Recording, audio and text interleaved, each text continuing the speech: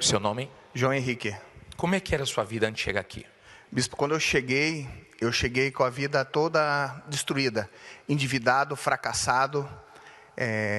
Só não passei fome porque tinha pessoas que me ajudavam. Traziam cesta básica, me davam um pouco de dinheiro porque tinham dó de mim. Qual foi o momento mais difícil para você?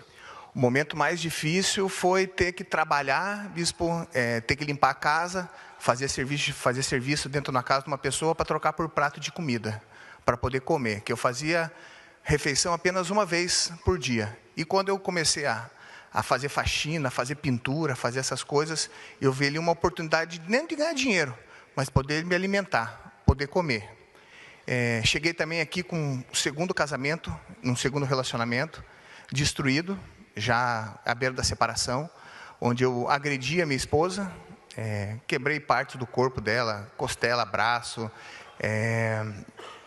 cheguei a levar ela para o hospital desmaiada, e tinha problemas com vício, era viciado em bebida, drogas, e não conseguia entender porque minha vida não andava, nada ia para frente. Como eu falei para o senhor, já fiz pintura, já vendi salgado na rua, já trabalhei de fazer faxina, isso que eu era formado, sou formado, e quando eu me formei, eu falei assim, agora vai mudar a minha vida, tudo vai acontecer. Queria me garantir num diploma, em alguma coisa que pudesse me pôr na parede, mas que não me ajudou em nada. Então, a minha vida era um fracasso. Os parentes falavam para mim que eu não ia ser nada, que não ia acontecer nada na minha vida. Ninguém acreditava em você? Ninguém acreditava em mim. Aquela foto ali é o quê? Ali era a segunda casa que eu morei. A primeira era 3 peças. Essa já era um pouco melhor, bispo. Essa já tinha 4 peças, apesar de passar um córrego, um valetão embaixo, onde é que subia rato, subia barata, subia mau cheiro, mas era essa a condição que eu cheguei aqui. O que mudou? Como é que você está hoje, depois desse pacto com Deus, depois dessa entrega? Eu vinha na igreja, eu comecei a vir para cuidar da minha esposa, porque eu era muito ciumento. Então eu trancava ela, e ela recebeu um convite e começou a vir. E eu comecei a vir para cuidar dela. E quando eu vi falar da segunda-feira, eu falei, agora eu só quero dinheiro. Eu só quero saber de ganhar dinheiro, eu só vou na segunda-feira na igreja. E vinha com ela só segunda-feira, não acontecia nada. E ela entendeu e as coisas começaram a acontecer na vida dela. E na minha vida não acontecia nada. E eu falava para Deus, poxa, que injustiça. Todo mundo quer ganhar dinheiro, ganhando dinheiro, e por que eu não posso ganhar dinheiro? E um dia eu vim, numa quarta-feira, cheguei com ela e escutei uma palavra assim, buscar em primeiro lugar o reino de Deus e a sua justiça, e o resto vai ser acrescentado. E veio logo uma palavra assim, se você não tiver o abençoador dentro de você, Deus não vai te dar nada, Deus não vai fazer nada para você se perder. E aí a minha vida começou quando eu entendi isso, que eu teria que ter Deus dentro de mim para as coisas exteriores melhorar, transformar, foi aí que a minha vida caiu a ficha e a minha vida começou a andar. Como é que está a sua situação hoje? Hoje, bispo, eu tenho uma imobiliária, hoje eu tenho alguns imóveis, hoje eu tenho carro, minha esposa tem o carro dela, hoje a gente mora de frente para o mar, para quem morava naquela casa, hoje a gente mora de frente para o mar. Esse é um carro que eu dei para minha esposa de presente. Antigamente, eu olhava a revista, eu ia nos lugares, olhava a revista, ficava com raiva, porque eu falava assim, esse lugar eu nunca vou, esse lugar eu nunca vou viajar, esse lugar eu nunca vou comer, essa roupa eu nunca vou vestir. E hoje é o contrário.